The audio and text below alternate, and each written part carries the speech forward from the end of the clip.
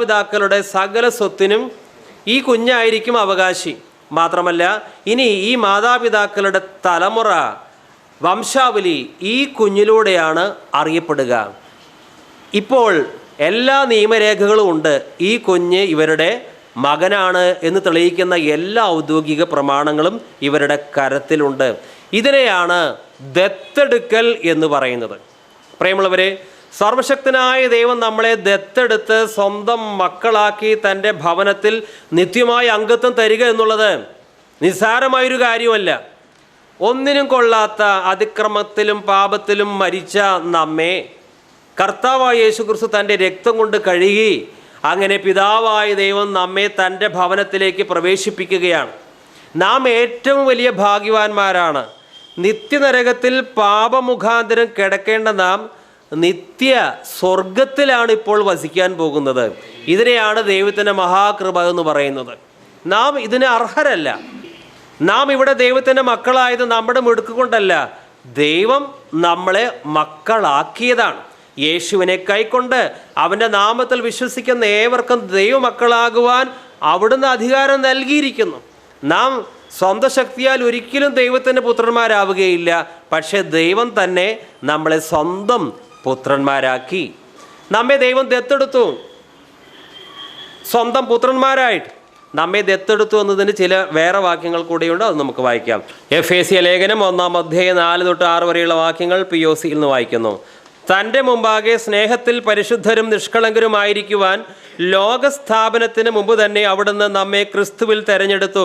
യേശു ക്രിസ്തു വഴി നാം അവിടുത്തെ പുത്രരായി ദത്തെടുക്കപ്പെടണമെന്ന് അവിടുന്ന് തൻ്റെ ഹിതവും ലക്ഷ്യവും അനുസരിച്ച് മുൻകൂട്ടി തീരുമാനിച്ചു. അവിടുന്ന് ഇപ്രകാരം ചെയ്തത് തൻ്റെ പ്രിയപ്പെട്ടവനിലൂടെ നമ്മിൽ ചൊരിഞ്ഞ തൻ്റെ കൃപയുടെ മഹത്വത്തിനും പുകഴ്ചയ്ക്കും വേണ്ടിയാണ്. ഈ സ്വർഗീയ പിതാവ് നമ്മെ തൻ്റെ ഭവനത്തിലേക്ക് മക്കളായി ദത്തെടുത്തത് കൊണ്ട് സകല സംരക്ഷണവും സ്നേഹവും നമുക്ക് ഓരോരുത്തർക്കും ഈ സ്വർഗീയ പിതാവിൻ്റെ ഭവനത്തിൽ ലഭ്യമാണ്. ഇതുപോലെ സുരക്ഷിതമായ വേറൊരു സ്ഥാനം ഇല്ല. വീണ്ടും ദത്തെടുപ്പിനെക്കുറിച്ച് മറ്റൊരു വാക്യം ഗലാത്യ ലേഖനത്തിൽ വായിക്കാം. ഗലാത്യ ലേഖനം 4-ാം അധ്യായം 5-7 വരെയുള്ള വാക്യങ്ങൾ വീണ്ടും POC തർജ്ജമയിൽ നിന്ന് തന്നെ വായിക്കുന്നു.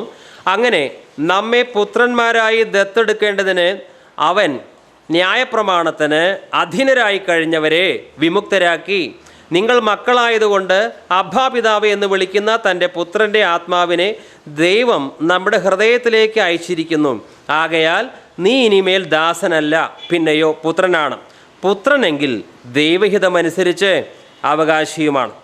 ഈ ലോകത്തിൽ ധാരാളം മക്കൾ രക്ഷിക്കപ്പെടാത്തവരെ കുറിച്ചാണ് പറയുന്നത്. വല്ലാതെ ഖേദിക്കാറുണ്ട്. ഞങ്ങളുടെ പിതാവ് ഞങ്ങളെ സ്നേഹിച്ചില്ല, ഒരപ്പൻ്റെ സ്നേഹം ഞങ്ങൾക്ക് കിട്ടിയില്ല എന്നൊക്കെ പരാതിപ്പെടുന്ന ധാരാളം മക്കൾ. എന്നാൽ ദൈവമക്കളെ സംബന്ധിച്ച് സ്നേഹവാനായൊരു സ്വർഗീയ പിതാവുണ്ട്. ഈ ലോകത്തിലെ സകല അപ്പന്മാരുടെ സ്നേഹങ്ങൾ ഒരുമിച്ച് കൂട്ടിയാലും ഈ സ്വർഗീയ പിതാവിൻ്റെ സ്നേഹത്തോളം അത് വരികയില്ല. അതുകൊണ്ട് ഈ സ്വർഗീയ പിതാവ് സ്വന്തം പിതാവായിട്ട് മാറുമ്പോൾ അങ്ങനെയുള്ള കുട്ടികൾക്കൊരിക്കലും ഒരപ്പൻ എന്നെ സ്നേഹിച്ചില്ലല്ലോ, ഭൗമിക പിതാക്കന്മാർ എന്നെ സ്നേഹിച്ചില്ലല്ലോ എന്നുള്ള പരാതി ഇല്ല. കാരണം ഭൗമിക പിതാക്കന്മാരുടെ സ്നേഹത്തെക്കാളും വലിയ സ്നേഹമാണ് സ്വർഗീയ പിതാവിൽ നിന്ന് ഒരു ദൈവ പൈതലിനെ അനുഭവിക്കാൻ സാധിക്കുക. അതുകൊണ്ട് ഈ ലോകത്തിൽ തീർച്ചയായും സ്വന്തം പിതാവ് സ്നേഹിക്കാതെ വരുമ്പോൾ എല്ലാ മക്കളും മനസ്സിനെ മുറിവേറ്റവരായി മാറും. ആ മുറിവുകളെല്ലാം ഉണങ്ങുവാനുള്ള ഒറ്റ വഴി ഇനി ദൈവത്തെ സ്വന്തം പിതാവായി അംഗീകരിക്കുക. അപ്പോൾ ദൈവം ഇവരെയും തൻ്റെ സ്വന്തം മക്കളായി അംഗീകരിക്കും. അപ്പോൾ പിന്നെ പരാതിയില്ല. അപ്പൻ സ്നേഹിച്ചില്ല, അമ്മ സ്നേഹിച്ചില്ല എന്നുള്ള യാതൊരു പരാതിയുമില്ലാതെ ഈ സ്വർഗീയ പിതാവിൻ്റെ അനന്തമായ സ്നേഹം നിത്യത മുഴുവൻ അനുഭവിക്കുന്നവരാണ് ദൈവത്തിൻ്റെ മക്കൾ. ഇതിനേക്കാൾ വലിയൊരു ഭാഗ്യമില്ല. നിങ്ങൾ പിന്നെയും ഭയപ്പെടേണ്ടതിന് ദാസ്യത്തിന്റെ ആത്മാവിനെ അല്ല, നാം അപ്പാ പിതാവേ എന്ന് വിളിക്കുന്ന പുത്രത്വത്തിന്റെ ആത്മാവിനെ അത്രേ പ്രാപിച്ചത്. ഇനി അഥവാ നമുക്ക് സ്നേഹിക്കാൻ കഴിവുള്ള ഒരു ഭൗമിക പിതാവിനെ ലഭിച്ചാലും ആ ഭൗമിക പിതാവിൽ നിന്ന് വരുന്ന സ്നേഹത്തിനൊക്കെ ഒരു പരിധിയുണ്ട്. അദ്ദേഹം തന്നെ ഒത്തിരി ബലഹീനതകളുള്ള വ്യക്തിയായതുകൊണ്ട് മക്കളെ പൂർണ്ണമായ രീതിയിൽ സ്നേഹിക്കുവാൻ അതിൻ്റെ പെർഫെക്ഷൻ ഒരിക്കലും ഉണ്ടാവുകയില്ല.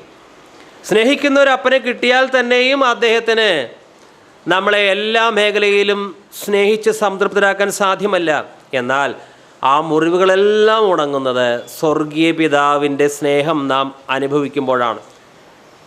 അനേക ഭവനങ്ങളിൽ മക്കൾ പലപ്പോഴും അസ്വസ്ഥരാകാറുണ്ട്. ഈ അപ്പൻ മൂത്തവനെയാണ് സ്നേഹിക്കുന്നത്, ഇളയവനായി എന്നെ സ്നേഹിക്കുന്നില്ല. അല്ലെങ്കിൽ സ്വത്ത് വിഭാഗിക്കുമ്പോൾ അവനാണ് കൂടുതൽ കൊടുത്തത്, എനിക്ക് കുറച്ചേ കിട്ടിയുള്ളൂ. ഇങ്ങനെ അപ്പനെതിരെ പരാതി, അപ്പനെതിരെ കേസ് കൊടുക്കുന്ന കുട്ടികളും ഉണ്ട്.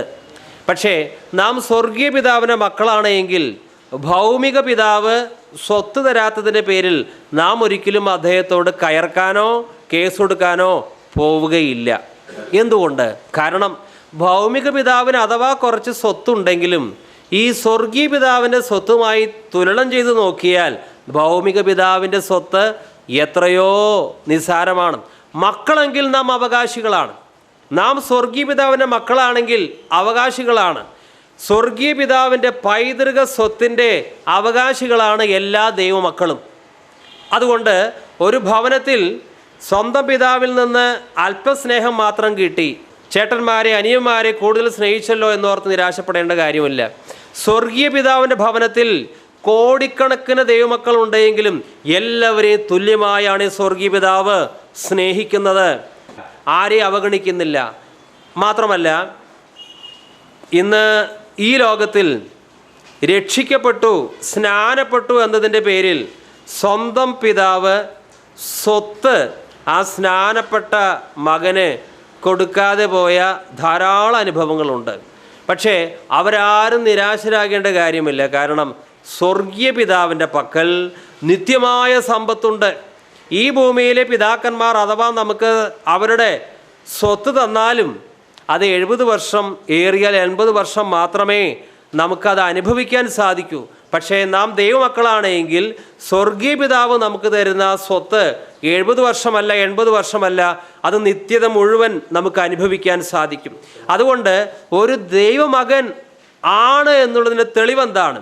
അവന് അവൻ്റെ സ്വന്തം പിതാവോ സഹോദരങ്ങളോ ലോകത്തിലെ മറ്റേതെങ്കിലും വ്യക്തികളോ ന്യായമായി കൊടുക്കേണ്ട അവകാശം കൊടുക്കുന്നില്ല എങ്കിൽ, സാമ്പത്തികമായോ വസ്തുപരമായോ കൊടുക്കേണ്ടത് കൊടുക്കുന്നില്ല എങ്കിൽ ഇവനൊരിക്കലും കേസിന് പോവുകയില്ല, ഇവനൊരിക്കലും തർക്കിക്കാൻ പോവുകയില്ല. കാരണം ഇവനൊരു കാര്യം അറിയാം, എൻ്റെ സ്വർഗീയ പിതാവിൻ്റെ കരത്തിൽ എത്രയോ അധികം ധനമുണ്ട്. എന്നാൽ ഏതെങ്കിലും ഒരുപക്ഷെ വിശ്വാസി എന്ന ലേബലുള്ള വ്യക്തിയായിരിക്കാം, ഭൗമിക പിതാക്കന്മാരിൽ നിന്ന് സ്വത്ത് അല്ലെങ്കിൽ വേറെ ഏതെങ്കിലും വ്യക്തിയിൽ നിന്ന് സ്വത്ത് സ്വന്തമാക്കാൻ വേണ്ടി തർക്കിക്കാനും അതുപോലെ തന്നെ കയർക്കാനും കേസ് കൊടുക്കാനും പോയാൽ അതിൻ്റെ അർത്ഥം അവന് സ്വർഗത്തിൽ സകല സമ്പന്നതയുടെയും ഉറവിടമായ ഒരു സ്വർഗീയ പിതാവിനെ സ്വന്തമായി കിട്ടിയിട്ടില്ല എന്നതിൻ്റെ തെളിവാണ് ഈ ഭൂമിയിലെ ഏതെങ്കിലും വ്യക്തിയുടെ അല്പം സ്വത്തിനു വേണ്ടിയുള്ള ഈ പോരാട്ടം. നാം ദൈവമക്കളാണെന്നുള്ളതിന് തെളിവെന്താണ്? ലോകത്തിലെ മറ്റു മനുഷ്യർ നമുക്ക് തരേണ്ട സ്വത്തോ പണമോ വസ്തുവോ വീടോ തന്നില്ലെങ്കിലും പോരാടുന്നില്ല. കാരണം എന്താണ്? നാം സ്വർഗീയ പിതാവിൻ്റെ മക്കളാണ്. മക്കളെങ്കിൽ അവകാശികൾ. ഗലാത്യ 4:5-6-7 വാക്യങ്ങൾ ഒരിക്കൽ കൂടി വായിക്കട്ടെ. അങ്ങനെ നമ്മെ പുത്രന്മാരായി ദത്തെടുക്കേണ്ടതിന് അവൻ നിയമത്തിന് അധീനരായി കഴിഞ്ഞവരെ വിമുക്തരാക്കി നിങ്ങൾ മക്കളായതുകൊണ്ട് അബ്ബാ പിതാവ് എന്ന് വിളിക്കുന്ന തൻ്റെ പുത്രൻ്റെ ആത്മാവിനെ ദൈവം നമ്മുടെ ഹൃദയത്തിലേക്ക് അയച്ചിരിക്കുന്നു. ആകയാൽ നീ ഇനിമേൽ ദാസനല്ല, പിന്നെയോ പുത്രനാണ്. പുത്രനെങ്കിൽ ദൈവഹിതമനുസരിച്ച് അവകാശിയുമാണ്. സംശയമില്ലാത്ത കാര്യം, പുത്രനെങ്കിൽ അവകാശിയും ആണ്. കർത്താവായ യേശുക്രിസ്തു പിതാവായ ദൈവത്തിൻ്റെ സ്വന്തം പുത്രനാണ്. തൻ്റെ പിതാവിൻ്റെ കയ്യിൽ സകല നിക്ഷേപങ്ങളുമുണ്ട്. ഭൂമിയും അതിൻ്റെ പൂർണ്ണതയും എല്ലാം സ്വന്തം പിതാവിൻ്റെ. അതുകൊണ്ട് യേശു ഈ ഭൂമിയിലേക്ക് വന്നപ്പോൾ ഒരു വലിയ വീടോ ബംഗ്ലാവോ സ്വന്തമാക്കാൻ പരിശ്രമിച്ചില്ല. 10 ഏക്കർ ഭൂമി സ്വന്തമാക്കേണ്ടത് എങ്ങനെയാണ്, അതിനുവേണ്ടി യാതൊരു പരിശ്രമവും യേശു നടത്തിയില്ല. കാരണം തൻ്റെ സ്വർഗീയ പിതാവ് യഥാർത്ഥ സമ്പന്നനാണ്. പീലാത്തോസിൻ്റെ മുമ്പാകെ യേശുക്രിസ്തു പറയുകയാണ്, എൻ്റെ രാജ്യം ഐഹികമല്ല, ഐഹികമായിരുന്നുവെങ്കിൽ എൻ്റെ ഭടന്മാരോട് പറഞ്ഞ് ഞാൻ പോരാട്ടം നടത്തുമായിരുന്നു. ഇതാണ് ഒരു ദൈവ പൈതലിൻ്റെ പ്രത്യേകത. അവൻ വസ്തുക്കൾ ഈ ഭൂമിയിൽ നേടിയെടുക്കുവാൻ തത്രപ്പെടുന്നില്ല. മാത്രമല്ല അവൻ ഒരു മനുഷ്യനോടും ഒരു പോരാട്ടത്തിനും പോകുന്നില്ല. കാരണം സ്വർഗീയ പിതാവിൻ്റെ മകനാണ് അവൻ എന്നുള്ളത് ഈ ലോകത്തിൽ ലോകമക്കളുടെ മുമ്പാകെ അവൻ്റെ സ്വഭാവം വഴി അവൻ വെളിപ്പെടുത്തുകയാണ്. യേശു ദൈവത്തിൻ്റെ മകനാണ് എന്നുള്ള കാര്യം യേശു തൻ്റെ സ്വഭാവത്തിലൂടെ ലോകജാതികൾക്ക് വ്യക്തമാക്കി. ഇതുപോലെ തന്നെ ഞാൻ ദൈവ പൈതലാണ്, ലോകത്തിൻ്റെ മകനല്ല എന്നുള്ള കാര്യം നമ്മുടെ സ്വഭാവത്താലാണ് നാം ലോകക്കാരുടെ മുമ്പാകെ വെളിവാക്കി കൊടുക്കേണ്ടത്. കാൺമീൻ, നാം ദൈവമക്കളെന്ന് വിളിക്കപ്പെടുവാൻ പിതാവ് എത്ര വലിയ സ്നേഹമാണ് നമ്മുടെ മേൽ ചൊരിഞ്ഞിരിക്കുന്നത്. എന്നാൽ ഡ്യൂപ്ലിക്കേറ്റ് ദൈവമക്കളുമുണ്ട്. അവർ അവരുടെ സ്വത്ത്, പണം, സ്ഥാനം, മാനം ഇങ്ങനെയുള്ള വിഷയങ്ങൾ വരുമ്പോൾ ലോകജാതികളെപ്പോലെ കയർക്കാനും കേസ് കൊടുക്കാനും പ്രതികാര നടപടികൾക്കും പോകും. അപ്പോൾ എല്ലാവർക്കും മനസ്സിലാകും യഥാർത്ഥ ദൈവ പൈതലല്ല, ഡ്യൂപ്ലിക്കേറ്റ് ദൈവ പൈതലാണ് എന്നുള്ള കാര്യം. നമ്മൾ ആരാണ്? ഡ്യൂപ്ലിക്കേറ്റ് ആണോ ഒറിജിനലാണോ? ഇവിടെ നമ്മുടെ വിഷയം പുത്രത്വത്തിന് ആത്മാവ്. ദൈവം നമ്മളെ ദത്തെടുത്തു. ദൈവം നമ്മെ തൻ്റെ സ്വന്തം ഭവനത്തിലേക്ക് ദത്തെടുത്തു. ഒരു തെരുവ് ബാലൻ, തെരുവ് സംസ്കാരം, അദ്ദേഹത്തെ സ്നേഹനിധിയായ ഒരു അപ്പൻ ദത്തെടുത്തു. സ്വന്തം കുഞ്ഞിനെ പോലെ വളർത്തുകയാണ്. ആ കുഞ്ഞിന് വേണ്ട എല്ലാ സംരക്ഷണവും ഈ പിതാവ് ഇപ്പോൾ നൽകുന്നുണ്ട്. മുമ്പ് തെരുവിലായിരുന്നു. പക്ഷേ ഈ കുട്ടി അതുവരെ ശീലിച്ചത് തെരുവ് സംസ്കാരമാണ്. ഈ കുട്ടിയെ ഈ വീട്ടിലേക്ക് ദത്തെടുക്കുമ്പോൾ, സ്വന്തം മകനായി ദത്തെടുക്കുമ്പോൾ ആ പിതാവിൻ്റെ മനസ്സിലൊരു സ്വപ്നമുണ്ട്. ഈ കുഞ്ഞിന് വേണ്ട ഭക്ഷണം, പാർപ്പിടം, സൗകര്യം, വിദ്യാഭ്യാസം ഇത് കൊടുക്കുക മാത്രമല്ല, ഇനി ഒരു വീട്ടിൽ താമസിക്കുമ്പോൾ പഠിക്കേണ്ട ചിട്ടകൾ, മര്യാദകളുണ്ട്. ഈ തെരുവ് സംസ്കാരം ഇവനിൽ നിന്ന് മാറണം. അതുകൊണ്ട് ഈ ഭവനത്തിലെത്തിയപ്പോൾ ഈ പിതാവ് നല്ല ട്രെയിനിങ് കൊടുക്കുകയാണ്. ഭക്ഷണം കഴിക്കുമ്പോൾ പാലിക്കേണ്ട മര്യാദ അവൻ അറിഞ്ഞുകൂടാ. വീട്ടിലൊരു അതിഥി വന്നാൽ എങ്ങനെ പെരുമാറണം അവനെ അറിഞ്ഞുകൂടാ. എഴുത്തും വായനയും അവനെ അറിഞ്ഞുകൂടാ. നന്നായി സംസാരിക്കേണ്ടത് എങ്ങനെയാണ് അവൻ അറിഞ്ഞുകൂടാ. എല്ലാ കാര്യങ്ങളും ഈ പിതാവ് പഠിപ്പിക്കുകയാണ്. അങ്ങനെ 2-3 വർഷം ആ പിതാവിൻ്റെ ഭവനത്തിൽ ഈ ബാലൻ താമസിച്ചപ്പോൾ ആ സ്നേഹനിധിയായ പിതാവ് അവന് ഭക്ഷണം മാത്രമല്ല കൊടുത്തത്, ഒരു വീട്ടിൽ താമസിക്കുവാൻ വേണ്ട ആചാരമര്യാദകൾ പഠിപ്പിച്ചു കൊടുത്തു. അങ്ങനെ ചില വർഷങ്ങൾ കഴിഞ്ഞപ്പോൾ തൻ്റെ തെരുവ് സംസ്കാരം ആകെ മാറി. ഇപ്പോൾ അവൻ ഒരു പുതിയ മനുഷ്യനാണ്. അവന് പുതിയ അഡ്രസ്സ്, പുതിയ പിതാവ്, പുതിയ സ്വഭാവവും ലഭിച്ചിരിക്കുന്നു. പ്രിയമുള്ളവരെ, സ്നേഹവാനായ സ്വർഗീയ പിതാവ് നമ്മെ തൻ്റെ നിത്യമായ ഭവനത്തിലേക്ക് ദത്തെടുക്കുമ്പോൾ നമുക്കിവിടെ നേരത്തിന് ഭക്ഷണം തരിക, സംരക്ഷിക്കുക, ഇതുമാത്രമല്ല തൻ്റെ മനസ്സിലെ ഉദ്ദേശം. ആ സ്വർഗീയ പിതാവിൻ്റെ അതേ സ്വഭാവം പ്രതിഫലിപ്പിക്കുന്നവരായി നാം മാറണം. തെരുവിൽ കിടന്നവരെയാണ് ഇപ്പോൾ ഏറ്റവും രാജകീയമായ ഭവനത്തിലേക്ക് ചേർത്തിരിക്കുന്നത്. അതുകൊണ്ട് ഈ ദൈവഭവനത്തിലേക്ക് നാം പുത്രരായി ദത്തെടുക്കപ്പെട്ടാൽ നമ്മുടെ തെരുവ് സ്വഭാവം, പണ്ടത്തെ പഴയ സ്വഭാവം എല്ലാം മാറുവാനായി നമുക്ക് സ്നേഹവും ശിക്ഷണവും തരികയാണ്. അങ്ങനെ നമ്മുടെ പ്രാകൃത സ്വഭാവമെല്ലാം മാറി ഇപ്പോൾ ദൈവത്തിൻ്റെ സ്വഭാവത്തിന് ചേർന്ന സ്വഭാവം പ്രതിഫലിപ്പിക്കുന്നവരായി നാം മാറുന്നു. അല്ലെങ്കിൽ ദിവ്യ സ്വഭാവത്തിന് നാം കൂട്ടാളികളാകുന്നത് എങ്ങനെയാണ്? ഈ പിതാവിൻ്റെ ഭവനത്തിൽ വെച്ച് പിതാവ് നൽകുന്ന ട്രെയിനിങ്ങിന് വിധേയപ്പെട്ട് ജീവിക്കുമ്പോഴാണ്. അതുകൊണ്ടാണ് മക്കളെങ്കിൽ നിങ്ങൾക്ക് ശാസനയുണ്ട്, ശിക്ഷണമുണ്ട്. എന്തിനു വേണ്ടിയാണ്? നാം ദൈവത്തിൻ്റെ പരിശുദ്ധി, ദൈവത്തിൻ്റെ വിശുദ്ധി പ്രാപിക്കുവാൻ വേണ്ടിയാണ് ദൈവഭവനത്തിലേക്ക് ദത്തെടുക്കപ്പെട്ടതും ദൈവഭവനത്തിൽ വെച്ച് നമുക്ക് ട്രെയിനിങ്, ശിക്ഷണം കിട്ടിക്കൊണ്ടിരിക്കുന്നതും. തിരുക്കരങ്ങൾ തരുന്ന നല്ല ശിക്ഷയിൽ ഞാൻ പതറുകില്ല. തിരുക്കരങ്ങൾ തരുന്ന നല്ല ശിക്ഷയിൽ ഞാൻ പതറുകില്ല.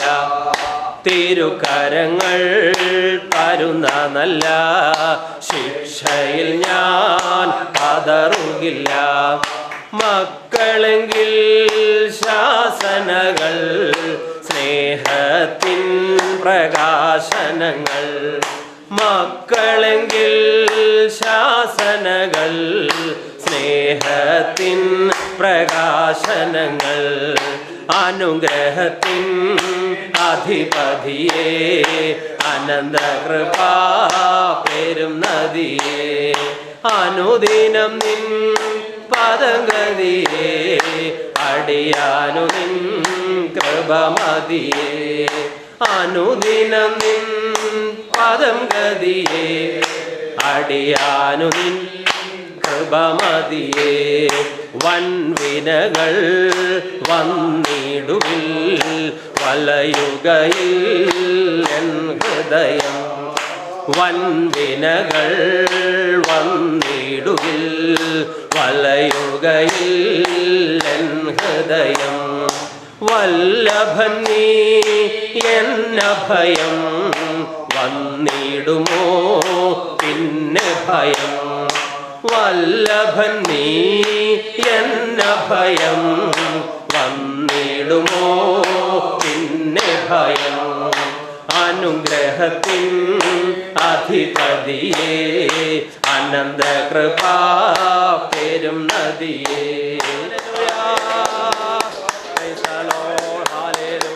എന്തുദ്ദേശത്തിന് വേണ്ടിയാണ് ദൈവം നമ്മെ ദത്തെടുത്തത്, മക്കളാക്കിയത്? എന്തിനു വേണ്ടിയാണ്? തൻ്റെ ദിവ്യ സ്വഭാവത്തിൽ നമ്മൾ പങ്കാളികളാകണം. തൻ്റെ സന്നിധിയിൽ വിശുദ്ധരും നിഷ്കളങ്കരുമാകുവാൻ വേണ്ടിയാണ് ഉലകസ്ഥാപനത്തിന് മുമ്പ് ദൈവം അവൻ പ്രിയനായവനിലൂടെ യേശു ക്രിസ്തുവിലൂടെ നമ്മെ ദത്തെടുത്തത്. നമ്മെ ഓരോരുത്തരെയും തൻ്റെ സ്വന്തം ഭവനത്തിലേക്ക് ദത്തെടുക്കുമ്പോൾ, പുത്രരായി ദത്തെടുക്കുമ്പോൾ, പിതാവായ ദൈവത്തിനൊരു സ്വപ്നമുണ്ട്. ദൈവത്തിൻ്റെ സന്നിധിയിൽ നമ്മൾ വിശുദ്ധരും നിഷ്കളങ്കരുമായിരിക്കണം. തൻ്റെ അതേ വിശുദ്ധ സ്വഭാവം തന്നെ നമ്മളിലൂടെ പ്രതിഫലിക്കണം. അതിനു വേണ്ടിയാണ് തിരഞ്ഞെടുക്കുന്നത്. എബ്രായ ലേഖനം എടുക്കൂ, 12-ാം അധ്യായം. എബ്രായ ലേഖനം 12-ാം അധ്യായം 9-10 വാക്യങ്ങൾ POC നിന്ന് വായിക്കുന്നു. ഇതിനും പുറമെ നമ്മെ തിരുത്തുന്നതിന് നമുക്ക് ഭൗമിക പിതാക്കന്മാരുണ്ടായിരുന്നു. നാം അവരെ ബഹുമാനിക്കുകയും ചെയ്തു. അങ്ങനെയെങ്കിൽ നാം ആത്മാക്കളുടെ പിതാവിന് വിധേയരായി ജീവിക്കേണ്ടതല്ലേ? ഭൗമിക പിതാക്കന്മാർ തങ്ങളുടെ ഇഷ്ടമനുസരിച്ച് കുറച്ചു സമയം നമ്മെ പരിശീലിപ്പിച്ചു. എന്നാൽ ദൈവം നമ്മെ പരിശീലിപ്പിക്കുന്നത് നമ്മുടെ നന്മയ്ക്കും തൻ്റെ പരിശുദ്ധിയിൽ നാം പങ്കുകാരാകുന്നതിന് വേണ്ടിയാണ്. നാം ഈ സ്വർഗീയ പിതാവിൻ്റെ ഭവനത്തിലേക്ക് ദത്തെടുക്കപ്പെടുന്നതിന് മുമ്പ് പല അകൃത്യങ്ങൾ ചെയ്തിട്ടുണ്ടായിരിക്കാം. പക്ഷേ അതിൻ്റെ കുറ്റബോധം ഇപ്പോൾ നമുക്കില്ല. കാരണം നമ്മുടെ സകല ലംഘനങ്ങളും യേശു ക്രിസ്തു തൻ്റെ വിശുദ്ധ രക്തത്താൽ കഴുകി ശുദ്ധീകരിച്ചു. അതുകൊണ്ട് ഒരു പുത്രന് ലഭിക്കേണ്ട എല്ലാ അവകാശങ്ങളും 100% നമുക്ക് ഓരോരുത്തർക്കും ലഭ്യമാണ്. ഒരു പുത്രന് ലഭിക്കേണ്ട സകല അവകാശങ്ങളും നമുക്ക് ലഭ്യമാണ്. അതുകൊണ്ട് ഈ പിതാവിൻ്റെ ഭവനത്തിൽ പേടിയോടെ ശങ്കിച്ച് എന്നെ ഈ സ്വർഗീയ പിതാവ് അംഗീകരിച്ചിട്ടുണ്ടോ എന്ന് ഭയത്തോടെ കഴിയേണ്ട കാര്യമില്ല. കാരണം നമ്മുടെ ബലഹീനതകൾ അറിഞ്ഞ് തന്നെയാണ് ദൈവം നമ്മെ തിരഞ്ഞെടുത്തത്. അവിടത്തേക്ക് നമ്മോട് സ്നേഹം തോന്നിയില്ലായിരുന്നുവെങ്കിൽ നമ്മെ ആരെയും തിരഞ്ഞെടുക്കുമായിരുന്നില്ല. ലോകസ്ഥാപനത്തിന് മുമ്പാണ് ഈ തിരഞ്ഞെടുപ്പ് നടന്നിട്ടുള്ളത്. നാം അപ്പോൾ ജനിച്ചിട്ട് പോലുമില്ല. പക്ഷേ തൻ്റെ ദിവ്യഹൃദയത്തിൽ നമ്മെ കണ്ടിരുന്നു, നമ്മെ സ്നേഹിച്ചിരുന്നു. അതാണ് നിത്യമായ സ്നേഹത്താൽ ഞാൻ നിന്നെ സ്നേഹിച്ചിരിക്കുന്നു. ഈ സ്വർഗീയ പിതാവിൻ്റെ ഭവനത്തിലേക്ക് നാം മക്കളായി ദത്തെടുക്കപ്പെട്ടപ്പോൾ നമുക്ക് പുതിയ അഡ്രസ്സാണ് ലഭിച്ചത്. നമുക്ക് പുതിയ സഹോദരങ്ങൾ, ദൈവമക്കളാണ് നമ്മുടെ സഹോദരങ്ങൾ. നമുക്കിപ്പോൾ 2 അഡ്രസ്സുണ്ട്. ഒന്ന് ഭൂമിയിലെ അഡ്രസ്സ്, മറ്റൊന്ന് സ്വർഗത്തിലെ അഡ്രസ്സ്. നമുക്കിവിടെ നിലനിൽക്കുന്ന നഗരമില്ല, വരുവാനുള്ളതാണ് നാം നോക്കി പാർക്കുന്നത്. ഈ ഭൂമിയിലെ നമ്മുടെ താൽക്കാലിക അഡ്രസ്സ് 70-80 വർഷം മാത്രം. ഒരു 100 വർഷം കഴിഞ്ഞ് ആരെങ്കിലും നമ്മുടെ ഇപ്പോഴത്തെ അഡ്രസ്സിൽ ഒരു കത്തയച്ചാൽ നമുക്കത് കിട്ടുകയില്ല. കാരണം എന്താണ്? നാം അപ്പോൾ ഭൂമിയിലില്ല. പക്ഷേ നമുക്കൊരു നിത്യമായ അഡ്രസ്സുണ്ട്, അത് സ്വർഗത്തിലാണ്. ഇപ്പോൾ നമ്മുടെ പഴയ ശീലമെല്ലാം മാറിയിരിക്കുന്നു. സ്വർഗീയ പിതാവിൻ്റെ ഭവനത്തിലേക്ക് പുത്രന്മാരായി സ്വീകരിക്കപ്പെട്ട നമുക്ക് സ്വർഗീയ പിതാവ് തന്നെയാണ് ശിക്ഷണം തരുന്നത്. ആ ശിക്ഷണത്തിന് നമ്മൾ കീഴ്വഴങ്ങുന്നുവെങ്കിൽ നമ്മുടെ പണ്ടത്തെ പ്രാകൃത സ്വഭാവമെല്ലാം മാറിയിരിക്കും. അതുകൊണ്ട് പുതിയ അഡ്രസ്സ്, പുതിയ സഹോദരങ്ങൾ, പുതിയ സ്വഭാവം എല്ലാം പുതിയതാണ്. ഒരുവന് ക്രിസ്തുവിലായാൽ അവൻ പുതിയ സൃഷ്ടിയാണ്. പഴയത് കഴിഞ്ഞുപോയി, ഇതാ സകലവും പുതുതായി തീർന്നിരിക്കുന്നു. പണ്ടത്തെ നമ്മുടെ താല്പര്യങ്ങൾ പോയി, പണ്ടത്തെ നമ്മുടെ ലക്ഷ്യങ്ങൾ പോയി. നാം ഇപ്പോൾ തികച്ചും വ്യത്യസ്തമായ മറ്റൊരു ലോകത്തിലാണ് വസിക്കുന്നത്. കാൺമീൻ, നാം ദൈവമക്കൾ എന്ന് വിളിക്കപ്പെടുവാൻ പിതാവ് എത്ര വലിയ ഭാഗ്യമാണ് നമുക്ക് തന്നിരിക്കുന്നത്. ഈ സ്വർഗീയ പിതാവിൻ്റെ ഭവനത്തിലാണ് നമ്മൾ ഇരിക്കുന്നത് എങ്കിൽ ഏറ്റവും വലിയ സുരക്ഷിതത്വം നമുക്കാണുള്ളത്, ലോകത്തിൽ മറ്റാർക്കുമല്ല. ഈ സ്വർഗീയ പിതാവ് നമ്മുടെ ഭൗതികവും ആത്മീയവുമായ എല്ലാ ആവശ്യങ്ങളിലും പൂർണ്ണ ശ്രദ്ധയുള്ളവനാണ്. അതുകൊണ്ട് ഈ സ്വർഗീയ പിതാവിൻ്റെ ഭവനത്തിൽ ഭാവിയെക്കുറിച്ചോർത്ത് ഉത്കണ്ഠകളില്ലാതെ നമുക്ക് ജീവിക്കാം. ഈ ഭൂമിയിൽ തന്നെ ആയിരിക്കുമ്പോൾ നാം സ്വർഗീയ ഭവനത്തിലെ അംഗങ്ങളാണ്. അതുകൊണ്ട് വചനം പറയുന്നു, അവൻ നിങ്ങൾക്കായി കരുതുന്നതാകയാൽ നിങ്ങളുടെ സകല ചിന്താകുലങ്ങളും അവൻ്റെ മേലിട്ടുകൊള്ളുവീൻ. കർത്താവിൻ്റെ ബലമുള്ള കൈക്കീഴ് താണിരിക്കുവിൻ, അവിടുന്ന് നിങ്ങളെ തക്ക സമയത്ത് ഉയർത്തും. ആഗ്രതയില്ലാത്ത ഒരു മനുഷ്യവിഭാഗം ഉണ്ടെങ്കിൽ ദൈവമക്കളാണ്. കാരണം അവർ സമ്പൂർണമായി ദൈവപിതാവിൻ്റെ കരുതലിൽ തണലിലാണ് ജീവിക്കുന്നത്. അതുകൊണ്ട് കർത്താവ് പറഞ്ഞു, നിങ്ങൾ എന്ത് ഭക്ഷിക്കും, എന്ത് പാനം ചെയ്യും, ധരിക്കും, നിങ്ങളിതോർത്ത് വിചാരപ്പെടേണ്ട. നിങ്ങൾ നാളെയെക്കുറിച്ചോർത്ത് ആകുലരാകേണ്ട. കാരണം നമ്മെ ആര് ദത്തെടുത്തുവോ, നമ്മളെ ആര് പുത്രരായി ഭവനത്തിലേക്ക് സ്വീകരിച്ചുവോ, ആ സ്വർഗീയ പിതാവ് തന്നെ നമ്മുടെ ചെറുതും വലുതുമായ സകല ആവശ്യങ്ങളും, ഈ ഭൂമിയിലായിരിക്കുമ്പോൾ നമുക്ക് ഭൗതിക ആവശ്യങ്ങളുണ്ട്, അത് നിറവേറ്റി തരും. അതുകൊണ്ട് ഈ ദൈവപിതാവിൻ്റെ ഭവനത്തിൽ ആരും കഷ്ടം വച്ചിരിക്കുകയില്ല. നാളെ എൻ്റെ കാര്യം എങ്ങനെ നടക്കും? എന്താണ് കാരണം? ആ സ്വർഗീയ ഭവനത്തിലെ അംഗങ്ങളുടെ എല്ലാ കാര്യങ്ങളും നോക്കി നടത്തുവാൻ സകല ഭൂലോകത്തിൻ്റെ അധിപതിയായ ദൈവമാണ് അവിടെ ഉള്ളത്. ദൈവം നമുക്ക് വേണ്ടി കരുതുന്നുവെങ്കിൽ നാം എന്തിനാണ് വേവലാതിപ്പെടുന്നത്? എനിക്കായി കരുതാമെന്നുരച്ചവനേ, എനിക്കൊട്ടും ഭയമില്ല നിനച്ചിടുമ്പോൾ. എനിക്കായി കരുതുവാൻ ഇഹത്തിലില്ലേ ഒന്നും, ചുമത്തുന്നൻ ഭാരമെല്ലാം നിന്റെ ചുമലിൽ. പത്രോസ് എഴുതിയ ലേഖനം വായിക്കാം. 1 പത്രോസ് 5:6-7 വാക്യങ്ങൾ. അതുകൊണ്ട് അവൻ തക്ക സമയത്ത് നിങ്ങളെ ഉയർത്തുവാൻ ദൈവത്തിൻ്റെ ബലമുള്ള കൈക്കീഴ് താണിരിക്കുവിൻ. അവൻ നിങ്ങൾക്കായി കരുതുന്നതാകയാൽ നിങ്ങളുടെ സകല ചിന്താകുലവും അവൻ്റെ മേലിട്ടുകൊള്ളുവിൻ. പണ്ട് ഈ സ്വർഗീയ പിതാവിൻ്റെ ഭവനത്തിലേക്ക് മക്കളായി സ്വീകരിക്കപ്പെടുന്നതിന് മുമ്പ് നമ്മുടെ മേൽ കർത്തൃത്വം നടത്തിയിരുന്നത് പാപം, ജഡം, പിശാച്, ലോകം, സ്വയം, ഇതൊക്കെയായിരുന്നു. അന്ന് നാം വേവലാതി പൂണ്ട് നടന്നവരാണ്. എന്നാൽ ഇപ്പോൾ നമ്മുടെ പിതാവ് സ്വർഗീയ പിതാവാണ്. അതുകൊണ്ട് ഇപ്പോൾ വേവലാതിയില്ല. കാര്യങ്ങളെല്ലാം തക്ക സമയത്ത് ഈ സ്വർഗീയ പിതാവ് നടത്തും. Praise the lord. പിശാചോ ദുഷ്ടമനുഷ്യരോ നമ്മെ നോക്കി നീ ദൈവത്തിൻ്റെ മകനല്ല എന്ന് പറഞ്ഞാൽ, അവർ പറഞ്ഞാലൊന്നും ഈ ബന്ധം മാറുന്നില്ല. ദൈവം നമ്മളെ മക്കളാക്കി. പിശാച് ചില സംശയങ്ങൾ ജനിപ്പിക്കാൻ ശ്രമിക്കും. നീ വാസ്തവത്തിൽ ദൈവത്തിൻ്റെ മകനാണോ? പിശാചിൻ്റെയോ ദുഷ്ടമനുഷ്യരുടെയോ വ്യാജം വിശ്വസിക്കരുത്. ദൈവത്തിൻ്റെ വചനം വിശ്വസിക്കുക. ദൈവം എന്നോട് പറഞ്ഞിരിക്കുന്നു നീ ദൈവത്തിൻ്റെ മകനാണ്. അതിൻ്റെ തെളിവെന്താണ്? ദൈവത്തിൻ്റെ ആത്മാവ് തന്നെ എൻ്റെ മനുഷ്യാത്മാവോട് പറഞ്ഞുകൊണ്ടിരിക്കുകയാണ്, നീ ദൈവത്തിൻ്റെ മകനാണ്. ഗലാത്യ 4:6-7 വരെ. നിങ്ങൾ മക്കളാകുക കൊണ്ട് അബ്ബാ പിതാവ് എന്ന് വിളിക്കുന്ന സ്വപുത്രൻ്റെ ആത്മാവിനെ ദൈവം നമ്മുടെ ഹൃദയങ്ങളിൽ അയച്ചു. അങ്ങനെ നീ ഇനി ദാസനല്ല പുത്രനത്രേ. പുത്രനെങ്കിലോ ദൈവഹിത പ്രകാരം അവകാശിയാകുന്നു. നീ ദാസനല്ല, നീ പുത്രനാണെന്ന് ദൈവം പറഞ്ഞാൽ അതിന് പ്രസക്തിയുണ്ട്. അത് സത്യസന്ധമായ പ്രസ്താവനയാണ്. വീണ്ടും എഫേസ്യ 1:4-6 വരെയുള്ള വാക്യങ്ങൾ. തൻ്റെ മുമ്പാകെ സ്നേഹത്തിൽ പരിശുദ്ധരും നിഷ്കളങ്കരുമായിരിക്കാൻ ലോകസ്ഥാപനത്തിന് മുമ്പ് തന്നെ അവിടുന്ന് നമ്മെ ക്രിസ്തുവിൽ തെരഞ്ഞെടുത്തു. യേശു ക്രിസ്തു വഴി നാം അവിടുത്തെ പുത്രരായി ദത്തെടുക്കപ്പെടണമെന്ന് അവിടുന്ന് തൻ്റെ ഹിതവും ലക്ഷ്യവും അനുസരിച്ച് മുൻകൂട്ടി തീരുമാനിച്ചു. അവിടുന്ന് ഇപ്രകാരം ചെയ്തത് തൻ്റെ പ്രിയപ്പെട്ടവനിലൂടെ നമ്മിൽ ചൊരിഞ്ഞ തൻ്റെ കൃപയുടെ മഹത്വത്തിനും പുകഴ്ചയ്ക്കും വേണ്ടിയാണ്. നാം ദൈവമക്കളാണ്. ദൈവം നമ്മുടെ പിതാവ്, സകല പ്രപഞ്ചത്തിൻ്റെയും ഉടമസ്ഥൻ നമ്മുടെ സ്വന്തം പിതാവാണ്. നാം ഈ കണ്ണുകൊണ്ട് നോക്കുമ്പോൾ അല്പം ചില വാനഗോളങ്ങളെ കാണുന്നുള്ളൂ. നാം കാണാത്ത എത്രയോ വാനഗോളങ്ങളുണ്ട്. അതിൻ്റെ എല്ലാം ഉടമസ്ഥനാണ് നമ്മുടെ സ്വന്തം പിതാവ്. ഇത് മഹാഭാഗ്യ പദവിയാണ്. മാത്രമല്ല ഇത് മാനുഷികമായി പെട്ടെന്ന് ഉൾക്കൊള്ളാനും ബുദ്ധിമുട്ടാണ്. ഇത്രയും അധികാരമുള്ളവൻ, ശക്തനാണ് എൻ്റെ സ്വന്തം പിതാവ്. പക്ഷേ അത് വാസ്തവമാണ്. നാം ദൈവത്തിൻ്റെ മകനായത് എങ്ങനെയാണ്? ഈ ദൈവം നമ്മെ മകനാക്കിയത് കൊണ്ട് നമ്മൾ മകനായതാണ്. ലോകസ്ഥാപനം മുതൽ തന്നെ നാം ദൈവത്തിൻ്റെ മക്കളാകണമെന്ന് ദൈവമാണ് തീരുമാനിച്ചത്. നാം തിരഞ്ഞെടുത്തതല്ല.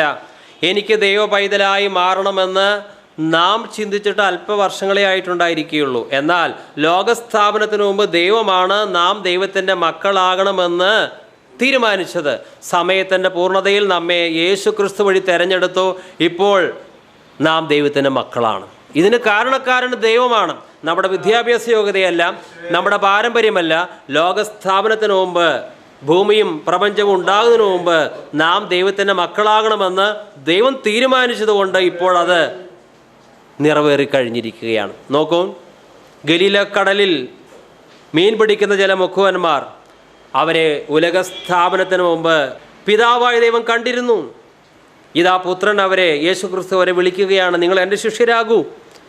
ശൗൽ, ഈ തർസോസിലെ ശൗലിനെ യേശു ക്രിസ്തുവിനെ കണ്ടുമുട്ടുന്നതിന് മുമ്പ് പിതാവായ ദൈവം എന്നെ തിരഞ്ഞെടുത്തിട്ടുണ്ട്, ദൈവത്തിൻ്റെ മകനാകുവാൻ ആ കാര്യം അറിയുകയില്ല.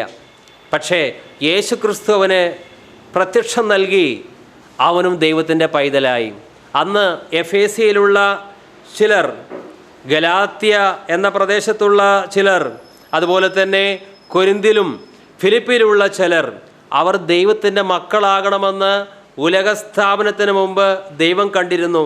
അവരെ വിളിച്ച് തെരഞ്ഞെടുത്തു, ദൈവഭവനത്തിലെ അംഗങ്ങളാക്കി.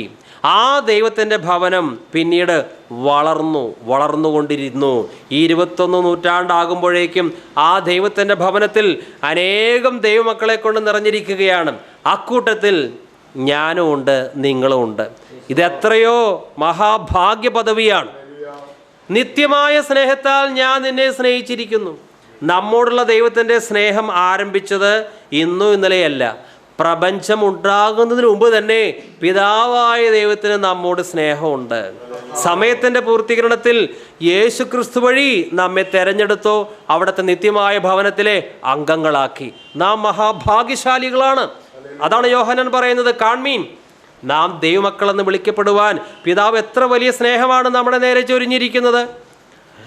യെരമ്യാ 31:3 ആദ്യ ഭാഗം മാത്രം വായിക്കുന്നു. യഹോവ ദൂരത്ത് നിന്ന് എനിക്ക് പ്രത്യക്ഷനായി അരുളി ചെയ്തത്, നിത്യസ്നേഹം കൊണ്ട് ഞാൻ നിന്നെ സ്നേഹിച്ചിരിക്കുന്നു. ദൈവം നമ്മെ ഉലകസ്ഥാപനത്തിന് മുമ്പ് തിരഞ്ഞെടുത്തു, അത് വാസ്തവമാണ്. പക്ഷേ പുത്രരായി തൻ്റെ ഭവനത്തിലേക്ക് ദത്തെടുക്കപ്പെടുവാൻ ചില തടസ്സങ്ങളുണ്ടായിരുന്നു. അത് നമ്മുടെ പാപങ്ങളായിരുന്നു. നാം ദൈവത്തെ പ്രസാദിപ്പിച്ചല്ല നടന്നിരുന്നത്. എന്നാൽ ദൈവത്തിന് നമ്മളെ പുത്രരാക്കുകയും വേണം. അപ്പോൾ പിതാവായ ദൈവം യേശു ക്രിസ്തുവിനോട് സ്വർഗത്തിൽ വെച്ച് ഇപ്രകാരം പറഞ്ഞു എന്ന് ഒന്ന് സങ്കല്പിക്കാം. പിതാവ് പുത്രനോട് പറയുകയാണ്, നോക്കൂ, ഇവരെയൊക്കെ ഞാൻ എൻ്റെ ഭവനത്തിലേക്ക് ചേർക്കുവാനായിട്ട് തിരഞ്ഞെടുത്തിട്ടുണ്ട്. പക്ഷേ മകനെ, നീ പോയി ഇവരുടെ പാപങ്ങൾക്ക് നിന്റെ ക്രൂശ് മരണം മുഖാന്തരമായി പരിഹാരം വരുത്തണം. അങ്ങനെ നിന്റെ രക്തത്താൽ ഇവരുടെ അതിക്രമങ്ങൾ കഴുകി ശുദ്ധീകരിക്കപ്പെട്ടാൽ മാത്രമേ ഞാൻ തിരഞ്ഞെടുത്ത ഇവർക്ക് എൻ്റെ ഭവനത്തിൽ സ്വന്തം മക്കളായി വസിക്കുവാൻ സാധിക്കൂ. അത് കേട്ടപ്പോൾ പിതാവിനനുസരിച്ചുകൊണ്ട് പുത്രനായ യേശു ക്രിസ്തു ഈ ഭൂമിയിലേക്ക് വന്നു. യേശു ക്രിസ്തു മുൾമുടി അണിഞ്ഞു.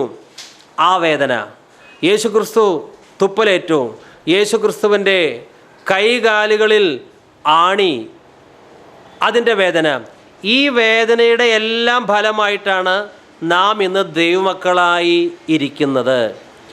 ക്രൂശിൽ മരിക്കുവാൻ, ആ വേദന, പീഡനം അത് ഏൽക്കുവാൻ കർത്താവായ യേശു ക്രിസ്തുവിന് മനസ്സില്ലായിരുന്നുവെങ്കിൽ നമ്മളാരും ദൈവഭവനത്തിലെ അംഗങ്ങളായി മാറുകയില്ലായിരുന്നു.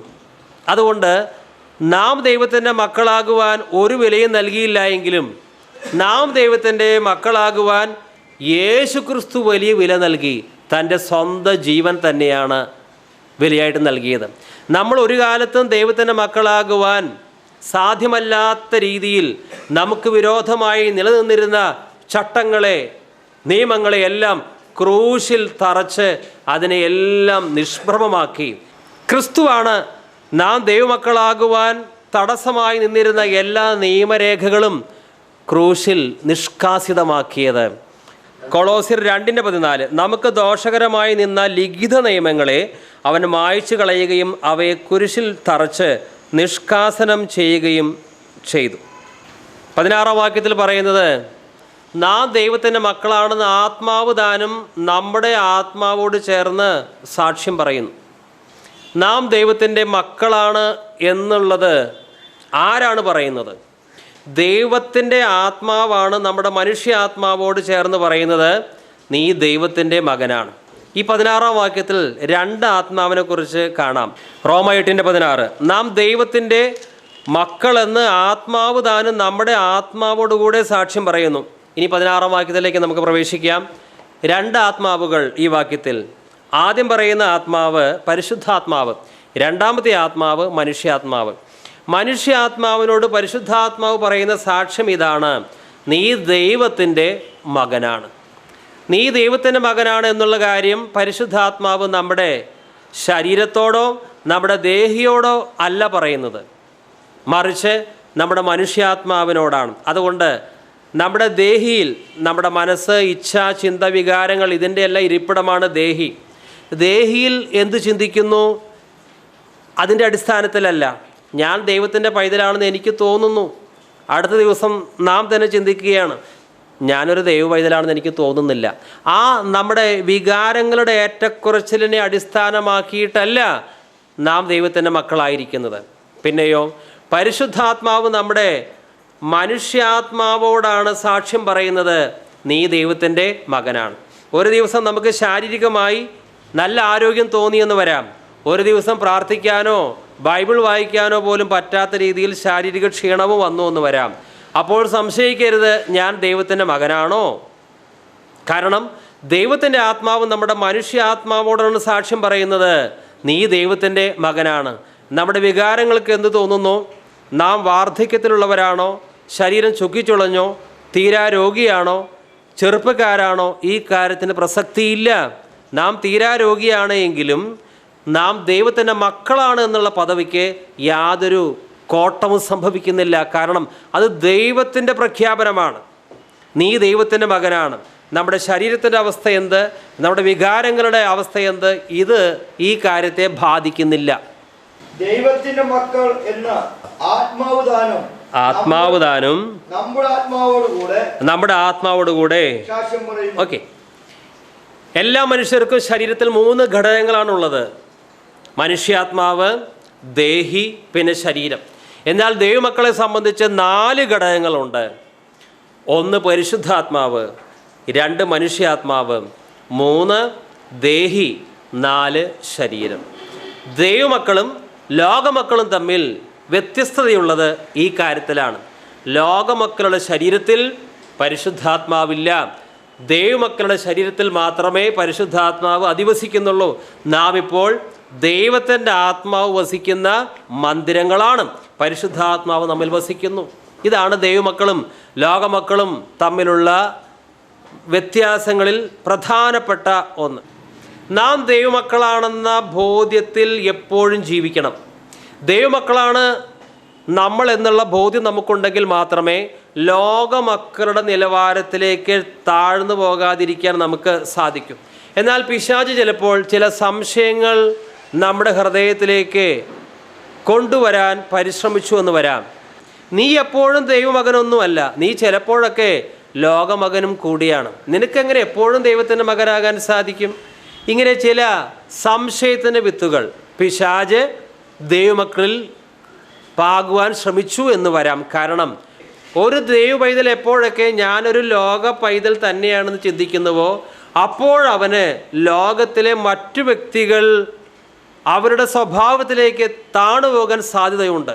എന്നാൽ ഒരു ദൈവ പൈതൽ എപ്പോഴും ഇതാണ് വിശ്വസിക്കേണ്ടത്: ഞാൻ ദൈവത്തിൻ്റെ മകനാണ്, അതുകൊണ്ട് എൻ്റെ സ്വർഗീയ പിതാവിൻ്റെ ആ നാമത്തിന് കളങ്കം വരുത്തുന്ന ഒന്നും എനിക്ക് ചെയ്യാൻ പാടില്ല. ഒരു ഉദാഹരണം പറഞ്ഞാൽ, ഒരു വലിയ രാജാവ്, ആ രാജാവിന് ഒരു ആൺകുട്ടിയുണ്ട്. ഈ മകനോട്, രാജകുമാരനോട് ആ രാജാവ് പ്രകാരം പറയും, നോക്കൂ, നീ ശേഷം കുട്ടികളെ പോലെയല്ല, നീ മഹാരാജാവിൻ്റെ മകനാണ്.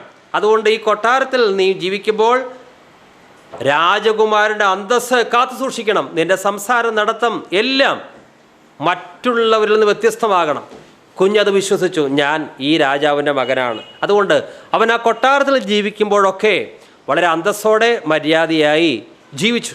എന്നാൽ വൈകുന്നേര സമയങ്ങളിൽ അവൻ കൊട്ടാരം വിട്ട് പുറത്തേക്ക് പോകും. അപ്പോൾ അവൻ തെരുവ് കുട്ടികളോടുകൂടെ കളിക്കാൻ തുടങ്ങും. തെരുവ് കുട്ടികൾ പറയും, നീ ഒരു രാജാവിൻ്റെ മകനൊന്നുമല്ല, നീ ഞങ്ങളെപ്പോലെ ഒരു തെരുവ് ബാലനാണ്. അതുകൊണ്ട് ഞങ്ങൾ ചെയ്യുന്ന എല്ലാ പാപങ്ങളിലും നിനക്കും പങ്കാളിയാകാൻ സാധിക്കും. അപ്പോൾ ആ രാജകുമാരൻ തെരുവ് കുട്ടികളും പറയുന്നത് വിശ്വസിക്കും. അങ്ങനെ അവരുടെ കൂടെ എല്ലാ രീതിയിലും കളിക്കും. വൈകുന്നേരമായാൽ കൊട്ടാരത്തിലെത്തും. രാജാവ് പറയും, മോനെ, നീ രാജാവിൻ്റെ മകനാണ്, അതുകൊണ്ട് രാജകുമാരന് യോഗ്യമായ രീതിയിലാണ് നീ ജീവിക്കേണ്ടത്. അപ്പോൾ അവൻ കൊട്ടാരത്തിൽ വളരെ അന്തസ്സോടെ പെരുമാറും. വൈകുന്നേരമായാൽ വീണ്ടും തെരുവ് കുട്ടികളോട് കളിക്കാൻ പോകും.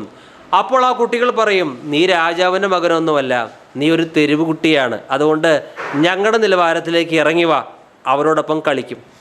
വീണ്ടും കൊട്ടാരത്തിൽ പോയ രാജാവ് പറയും, നീ രാജകുമാരനാണ്, അന്തസ്സോടെ ജീവിക്കണം.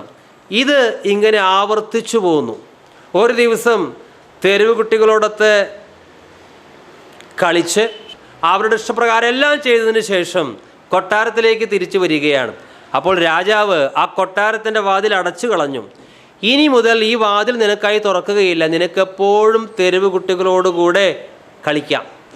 ഈ രാജകുമാരൻ അവിടെ നിന്ന് കരയാൻ തുടങ്ങി. പക്ഷേ ആ വാതിൽ ഒരിക്കലും തുറന്നില്ല. പ്രിയമുള്ളവരെ, ഇതിൻ്റെ അർത്ഥം എന്താണ്?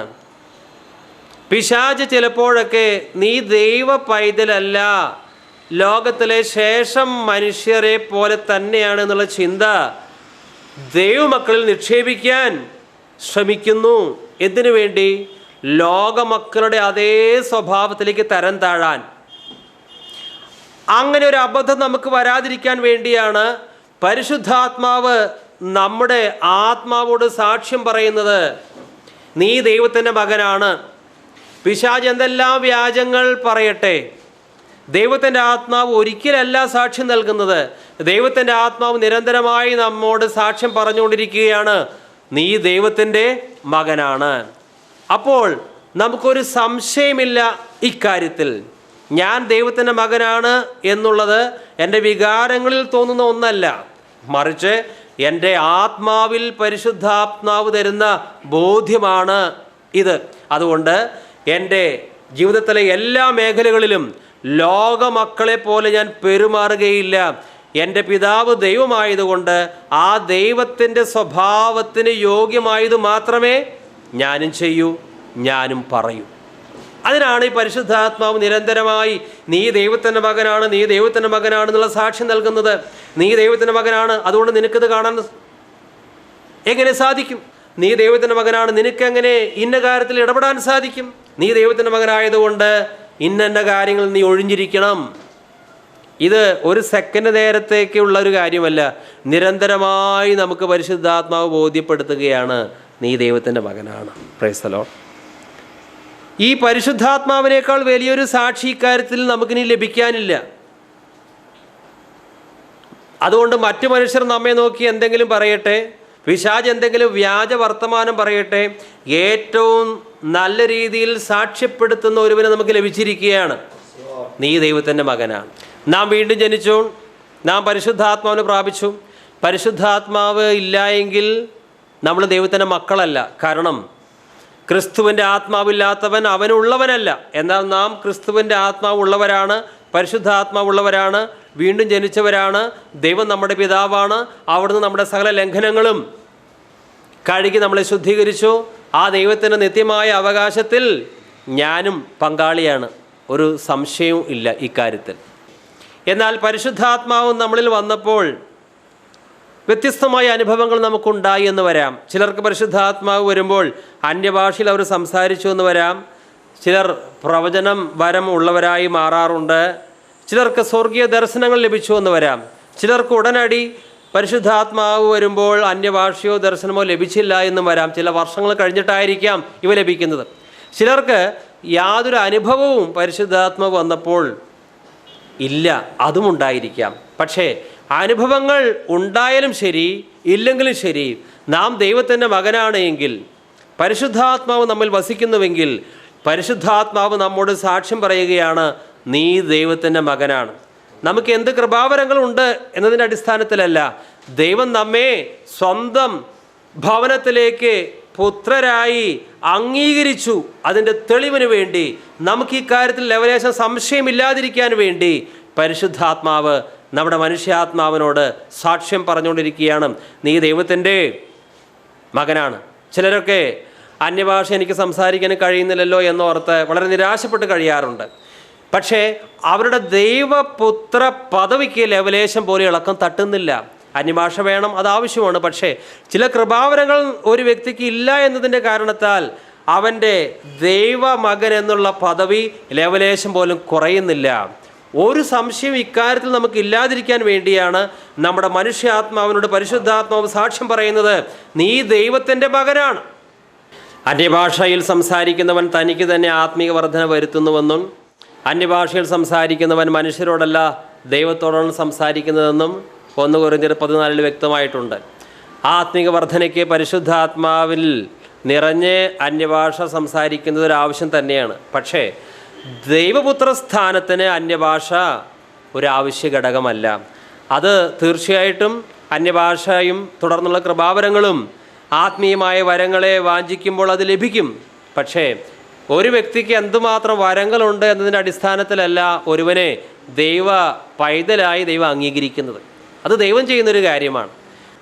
സ്നേഹനിധിയായ ഒരു പിതാവ് ഒരു തെരുവ് ബാലനെ ദത്തെടുത്ത് സ്വന്തം കുഞ്ഞാക്കി വളർത്തുകയാണ്. ആ കുഞ്ഞിൻ്റെ ഒരു യോഗ്യതയും നോക്കിയിട്ടല്ല.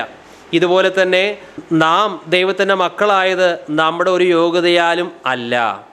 ദൈവത്തിൻ്റെ അനന്തമായ സ്നേഹം ഒന്നുകൊണ്ട് മാത്രമാണ് ദൈവം നമ്മെ തൻ്റെ ഭവനത്തിലേക്ക് ദത്തെടുത്തത്. ദത്തെടുക്കപ്പെട്ട് പരിശുദ്ധാത്മാവിനാൽ നിറഞ്ഞാൽ ഓരോരുത്തരുടെ ആത്മീയ കാര്യങ്ങളോടുള്ള വാഞ്ച അനുസരിച്ച് കൂടുതൽ കൂടുതൽ കൃപാവരങ്ങൾ അവർക്ക് വാങ്ങിയെടുക്കാം. ആഗ്രഹമില്ലെങ്കിൽ അത് ലഭിക്കുകയുമില്ല. പക്ഷേ ആ കൃപാവരങ്ങൾ എന്നുള്ളത് മറ്റൊരു കാര്യം, ദൈവമക്കൾ എന്നുള്ള പദവി ദൈവം നമുക്ക് തികച്ചും സൗജന്യമായി തരുന്നതാണ്. ദൈവമക്കളിൽ മാത്രമേ പരിശുദ്ധാത്മാവ് മനുഷ്യാത്മാവിനോട് പറയുന്ന ഈ പ്രക്രിയ നടക്കുന്നുള്ളൂ.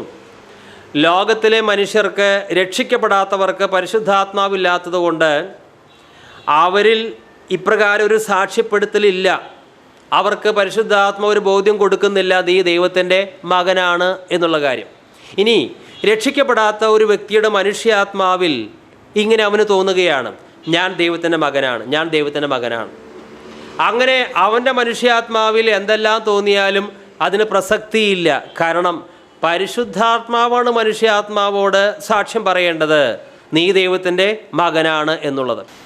റോമാലേഖനം 8:15-16 വരെയുള്ള വാക്യങ്ങൾ, നിങ്ങൾ പിന്നെയും ഭയപ്പെടേണ്ടതിന് ദാസ്യത്തിൻ്റെ ആത്മാവിനെയല്ല നാം അബ്ബാ പിതാവ് എന്ന് വിളിക്കുന്ന പുത്രത്വത്തിൻ്റെ ആത്മാവിനെ എത്രയേ പ്രാപിച്ചത്.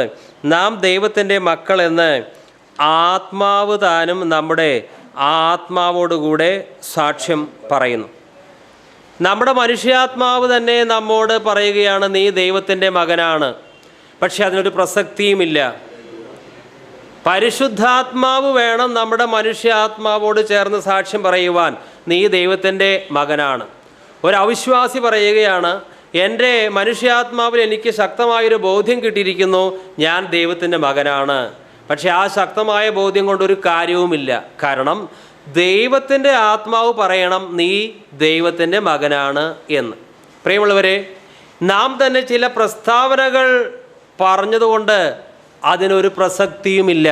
ചിലരൊക്കെ പറയും, എനിക്ക് തോന്നുന്നുണ്ട് ഞാൻ ഇന്ന കൃപകൾ പ്രാപിച്ചുവെന്ന്, എനിക്ക് തോന്നുന്നുണ്ട് ഞാൻ ദൈവത്തിൻ്റെ മകനാണ്, എനിക്ക് തോന്നുന്നുണ്ട് വലിയ വലിയ ശുശ്രൂഷ ദൈവം എന്നെ ഭരമേൽപ്പിക്കുമെന്നുള്ളത്. ഒരു മനുഷ്യാത്മാവിൽ ഇപ്രകാരം ചില ബോധ്യങ്ങൾ ഉള്ളതുകൊണ്ട് അതിന് യാതൊരു പ്രസക്തിയുമില്ല. പിന്നെയോ ദൈവം ഒരു കാര്യം പറയുമ്പോൾ അതിന് നമ്മൾ യെസ് പറഞ്ഞാൽ മാത്രമേ പ്രസക്തിയുള്ളൂ. ഉദാഹരണത്തിന് ഈ വാക്യത്തിൽ തന്നെ ദൈവത്തിൻ്റെ ആത്മാവ് നമ്മോട് പറയുകയാണ്, നീ ദൈവത്തിൻ്റെ മകനാണ്. അപ്പോൾ നാം യെസ് എന്ന് പറയുന്നു. അപ്പോൾ ഉടനടി അത് പ്രാബല്യത്തിലായി കഴിഞ്ഞു. എന്ത്? ഞാൻ ദൈവത്തിൻ്റെ മകനാണെന്നുള്ള കാര്യം. നമുക്ക് തോന്നുന്ന ചില ധാരണകൾ, ഇനി നമ്മുടെ മനുഷ്യാത്മാവിൽ തന്നെ സ്വയമായി തോന്നുന്ന ചില ചിന്തകൾക്കൊന്നും പ്രസക്തിയില്ല. പിന്നെയോ ദൈവം എന്താണോ നമ്മെ നോക്കി പറയുന്നത് അത് നാം അംഗീകരിക്കുകയാണെങ്കിൽ അതിന് വലിയ പ്രാധാന്യമുണ്ട്. നമുക്ക് തന്നെ തോന്നുന്ന ചില കാര്യങ്ങൾക്ക് ഒരു പ്രസക്തിയുമില്ല. നമ്മുടെ മനുഷ്യാത്മാവിൽ വെറുതെ ഒരു ബോധ്യം, നീ ദൈവത്തിൻ്റെ മകനാണ്, അതുകൊണ്ട് ഒരു പ്രയോജനവുമില്ല. പിന്നെയോ നമ്മിൽ നിന്ന് സ്വയമായി വരുന്ന പ്രസ്താവനകൾക്കൊന്നും യാതൊരു പ്രസക്തിയുമില്ല. ദൈവം എന്താണോ പറയുന്നത് അത് സത്യമാണ്. ദൈവം പറയുന്ന സത്യമായ പ്രസ്താവനകൾക്ക് നാം ആമേൻ പറയുകയാണ് വേണ്ടത്. പരിശുദ്ധാത്മാവ് നമ്മുടെ മനുഷ്യാത്മാവിനെ നോക്കി പറയുകയാണ്, നീ ദൈവത്തിൻ്റെ മകനാണ്. അങ്ങനെ ദൈവത്തിൻ്റെ ആത്മാവ് പറയുമ്പോൾ നാം ആമേൻ, ഞാൻ അപ്രകാരം തന്നെയാണ് എന്ന് പറയുമ്പോൾ ആ പരിശുദ്ധാത്മാവ് പറയുന്ന ആ പ്രഖ്യാപനം നമ്മിൽ നിറവേറിക്കഴിഞ്ഞു. നാം ദൈവത്തിൻ്റെ മകനാണ്. അല്ലാതെ നമുക്ക് തോന്നുന്ന ചില കാര്യങ്ങൾ വിളിച്ചു പറഞ്ഞാൽ അതൊക്കെ അംഗീകരിക്കുവാൻ ദൈവം ബാധ്യസ്ഥനല്ല.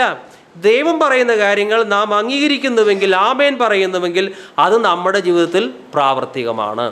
അതുകൊണ്ട് ഞാൻ ദൈവത്തിൻ്റെ മകനാണോ എന്ന കാര്യത്തിൽ എനിക്ക് സംശയമില്ല. എന്താ കാരണം? ദൈവത്തിൻ്റെ പരിശുദ്ധാത്മാവാണ് എൻ്റെ മനുഷ്യാത്മാവോട് പറഞ്ഞിരിക്കുന്നത് ഞാൻ ദൈവത്തിൻ്റെ മകനാണ് എന്നുള്ള കാര്യം. നാം ദൈവത്തിൻ്റെ മക്കളാണെന്ന് ആത്മാവ് താനും നമ്മുടെ ആത്മാവോട് ചേർന്ന് സാക്ഷ്യം പറയുന്നു. ഒരു സംശയം ഇക്കാര്യത്തിൽ പാടില്ല. ഒരു ഉദാഹരണം പറയാം. ഒരിക്കൽ സ്നേഹനിധികളായ ഒരു ഭാര്യയും ഭർത്താവും അവർക്ക് മക്കളില്ലാത്തത് കൊണ്ട് ഒരു തെരുവ് ബാലികയെ സ്വന്തം മകളായി ദത്തെടുക്കുവാൻ തീരുമാനിച്ചു. ആ കുഞ്ഞിനെ അവർ സ്വന്തം വീട്ടിലേക്ക് കൊണ്ടുവന്നു. ആ വിശാലമായ വീട്ടിൽ എല്ലാ സൗകര്യവും ആ കുഞ്ഞിന് കൊടുത്തു. സ്നേഹം കൊടുത്തു, ഭക്ഷണം കൊടുത്തു, വിദ്യാഭ്യാസം കൊടുത്തു, എല്ലാം കൊടുത്തു. എല്ലാ ദിവസവും അവർ ഈ കുഞ്ഞിനെ നോക്കി നീ എൻ്റെ മകളാണെന്ന് പറയുകയും ചുംബിക്കുകയും ചെയ്യും. സ്നേഹം സമൃദ്ധമായി കുഞ്ഞിന് കൊടുക്കുന്നു. പക്ഷേ ആ മാതാപിതാക്കൾ ഈ കുഞ്ഞിന് സമൃദ്ധമായ സ്നേഹം നൽകിയിട്ടും ഈ കുഞ്ഞ് എപ്പോഴും നിരാശപ്പെട്ടിരുന്നു. അതിൻ്റെ കാരണം അവർ കണ്ടുപിടിച്ചു. ഈ കുഞ്ഞിൻ്റെ ചിന്ത ഇങ്ങനെയായിരുന്നു, വാസ്തവത്തിൽ ഞാൻ ഇവരുടെ മകളാണോ? ഇവർ എന്നോട് കാണിക്കുന്ന ഈ സ്നേഹം എത്ര ദിവസം ഉണ്ടാകും? ഒരു ദിവസം ഇവർ എന്നെ ഇവരുടെ വീട്ടിൽ നിന്ന് തള്ളിക്കളയില്ല എന്ന് എന്താണ് ഉറപ്പ്? ഈ ചിന്ത ഈ കുഞ്ഞിനെ ഭരിക്കാൻ തുടങ്ങിയപ്പോൾ ഈ ഭവനത്തിൽ അവർ നൽകുന്ന സ്നേഹവാത്സല്യങ്ങൾക്കൊന്നും ഇവളെ സന്തോഷിപ്പിക്കാൻ കഴിയുന്നില്ല. ഒടുവിൽ കാരണം കണ്ടെത്തി. അപ്പോൾ ആ പിതാവ് വലിയൊരു അലമാര തുറന്ന് ചില സർട്ടിഫിക്കറ്റുകളും പ്രമാണരേഖകളും കൊണ്ടുവന്നു. ആ കുട്ടിയെ ദത്തെടുക്കുമ്പോൾ ഗവൺമെൻറ് രേഖകൾ ഉണ്ടായിരുന്നു. അതെല്ലാം കുഞ്ഞിനെ കാണിക്കുകയാണ്. ആ കുഞ്ഞിൻ്റെ പേര് അതിലെഴുതിയിട്ടുണ്ട്. ആ കുഞ്ഞിൻ്റെ മാതാപിതാക്കളുടെ പേര്, ഈ ദത്തെടുത്ത ആ ഭാര്യയുടെയും ഭർത്താവിൻ്റെയും പേരാണ് അവിടെ എഴുതിയിരിക്കുന്നത്. മാത്രമല്ല അവരുടെ കാലശേഷം ഈ കുടുംബത്തിൻ്റെ വംശാവലി ഈ കുട്ടിയിലൂടെ അറിയപ്പെടും. ഈ പിതാവിൻ്റെ എല്ലാ സ്വത്തിനും അധികാരി ഈ കുട്ടിയാണ്. ആ പ്രമാണരേഖയുടെ അടിയിലുള്ള സീലും അതുപോലെ തന്നെ സിഗ്നേച്ചറും ഒക്കെ ഈ കുട്ടി കണ്ടു. അത് കണ്ടപ്പോൾ കുട്ടിക്ക് യാതൊരു സംശയം ഇല്ലാതായി. ഈ പിതാവ് ആ കുഞ്ഞിനോട് പറഞ്ഞു, മോളെ, നീ ഞങ്ങളുടെ വീട്ടിലേക്ക് ദത്തെടുക്കപ്പെടുന്നതിന് മുമ്പ് തന്നെ ഞങ്ങൾ നിൻ്റെ ഫോട്ടോ കണ്ടിരുന്നു. നിൻ്റെ ഫോട്ടോ കണ്ടപ്പോൾ ഞങ്ങൾക്ക് നിന്നെ അത്യധികം ഇഷ്ടമായി. അതുകൊണ്ടാണ് നിന്നെ ഈ വീട്ടിലേക്ക് ഞങ്ങൾ മകളായി ദത്തെടുത്തത്. അത് പറഞ്ഞപ്പോൾ ആ പെൺകുട്ടി പൊട്ടിക്കരയാൻ തുടങ്ങി. ഇത്രയും സ്നേഹിക്കുന്ന എൻ്റെ ഈ മാതാപിതാക്കളുടെ സ്നേഹം ഞാൻ സംശയിച്ചല്ലോ. അവൾക്ക് വലിയ കുറ്റബോധമുണ്ടായി. പക്ഷേ പിന്നെ ഒരിക്കലും അവൾ സംശയിച്ചില്ല. ആ പിതാവിൻ്റെ ഭവനത്തിൽ അവൾ പൂർണ്ണ സ്വാതന്ത്ര്യത്തോടെ ആ സ്നേഹമെല്ലാം ആസ്വദിച്ച് ജീവിച്ചു. കാരണം അവൾ പ്രമാണരേഖ സർട്ടിഫിക്കറ്റ് കണ്ടു. പ്രിയമുള്ളവരെ, നമുക്കും ഒരു പ്രമാണരേഖയുണ്ട്, ഒരു സർട്ടിഫിക്കറ്റ് ഉണ്ട്. നാം ദൈവത്തിൻ്റെ മകനാണ് എന്നുള്ള കാര്യത്തിൽ. അതെന്താണ്? പരിശുദ്ധാത്മാവാണ് ആ സർട്ടിഫിക്കറ്റ്. പരിശുദ്ധാത്മാവാണ് നമുക്ക് ബോധ്യം തരുന്നത്, നീ ദൈവത്തിൻ്റെ മകനാണ്. അതുകൊണ്ട് ലോകത്തിലെ സകല മനുഷ്യരും നമ്മെ നോക്കി നീ ദൈവത്തിൻ്റെ മകനല്ല എന്ന് പറഞ്ഞാലും ഒരു പ്രയോജനവുമില്ല. കാരണം നമ്മുടെ മനുഷ്യാത്മാവോട് ചേർന്ന് പരിശുദ്ധാത്മാവ് സാക്ഷ്യം പറയുന്നു, നീ ദൈവത്തിൻ്റെ മകനാണ്. ഈ ബോധ്യമുണ്ടെങ്കിൽ നിരന്തരം ദൈവസ്നേഹത്തിൽ വസിക്കാൻ സാധിക്കും. ഈ പിതാവ് ഒരിക്കലും എന്നെ തള്ളിക്കളയുകയില്ല. ഈ ഭവനത്തിൽ നിന്ന് ഒരിക്കലും ഞാൻ പുറന്തള്ളപ്പെടുകയില്ല. ഈ സ്വർഗീയ പിതാവിൻ്റെ സകല അവകാശങ്ങൾക്കും ഞാൻ അവകാശിയാണ്. ദൈവം നമ്മെ അത്രമാത്രം സ്നേഹിച്ചു. അതുകൊണ്ടല്ലേ നമ്മെ തിരഞ്ഞെടുത്തത്, ദത്തെടുത്തത്. നമ്മുടെ യോഗ്യത നോക്കിയിട്ടാണോ? യെശയ്യായിൽ ഒരു ഭാഗം വായിക്കാം. യെശയ്യാ 43:4. നീ എനിക്ക് വിലയേറിയവനും മാന്യനുമായി ഞാൻ നിന്നെ സ്നേഹിച്ചിരിക്കയാൽ. ഈ സ്നേഹവാനായ പിതാവ് നമ്മെ ദത്തെടുക്കുവാൻ എന്താണ് കാരണം? ഒരു യോഗ്യതയുമില്ലാത്ത നമ്മെ, പാപം ചെയ്തു എന്ന ഒറ്റ യോഗ്യതയുള്ള നമ്മെ ദത്തെടുക്കുന്നു, സ്വന്തം മക്കളാക്കുന്നു, അവിടുത്തെ നിത്യമായ അവകാശത്തിൽ നമ്മളെയും ഓഹരിക്കാരാക്കുന്നു. ഇതിന് ദൈവത്തെ പ്രേരിപ്പിച്ച ഘടകം എന്താണ്? ഒറ്റ ഉത്തരമേ ഉള്ളൂ, അവിടുന്ന് നമ്മെ സ്നേഹിച്ചു. ദൈവം സ്നേഹമാണ്. സ്നേഹത്തിൻ്റെ പ്രത്യേകത എന്താണ്? സ്നേഹത്തിൻ്റെ പ്രത്യേകത ഉള്ളത് മറ്റുള്ളവരുമായി പങ്കുവെക്കുവാൻ സ്നേഹം നിർബന്ധിക്കുന്നു. സർവശക്തനായ ദൈവത്തിൽ നിത്യമായ സന്തോഷം, സമാധാനം, നിത്യജീവൻ, നിത്യമായ സകല അനുഗ്രഹങ്ങളുടെയും ഉറവിടമാണ് ദൈവം. എന്നാൽ ഇത് താൻ മാത്രം അനുഭവിച്ചാൽ ശരിയാകുകയില്ല. തൻ്റെ കൈവശമുള്ളതെല്ലാം മറ്റുള്ളവരുമായി ഷെയർ ചെയ്യണം. ദൈവം സ്നേഹമാണ്. അതുകൊണ്ട് തന്നിലുള്ള ഏറ്റവും വില കൂടിയ കാര്യങ്ങൾ മറ്റുള്ളവരുമായി ഷെയർ ചെയ്യുവാൻ ദൈവം തൻ്റെ സ്നേഹത്തിൽ നമ്മളെ തിരഞ്ഞെടുത്തു.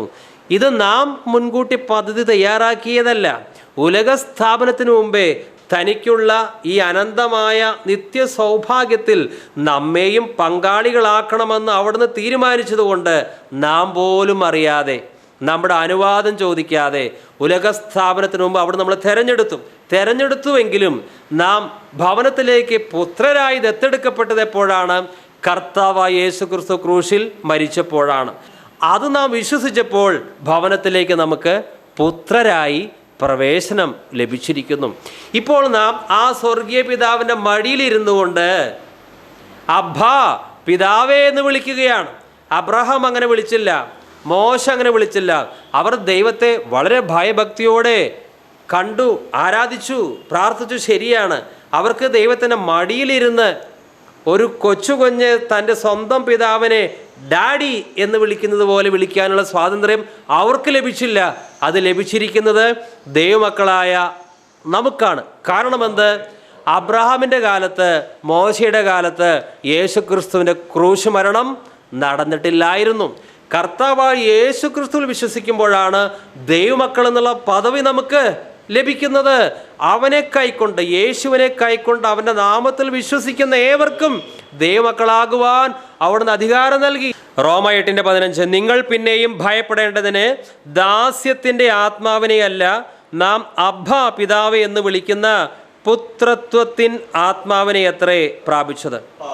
കർത്താവായ യേശുക്രിസ്തു സംസാരിച്ചത് അരമായ ഭാഷയാണ്. ഹെബ്രായ ഭാഷയുടെ തന്നെ ഒരു വകഭേദമാണ് ഈ അരമായ ഭാഷ. അരമായ ഭാഷയിൽ പിതാവിനെ വളരെ സ്നേഹത്തോടെ മക്കൾ വിളിക്കുന്ന വിളിയാണ് അബ്ബ. ഒരു കുട്ടി ഇംഗ്ലീഷ് ഭാഷയിൽ ഫാദർ എന്നുള്ളതിനെ ഡാഡി എന്ന് വിളിക്കുന്നത് പോലെ പിതാവിനോടുള്ള അത്യധികമായ അടുപ്പത്തിൽ നിന്ന് ഉയരുന്ന ഒരു വിളിയാണ് അബ്ബ.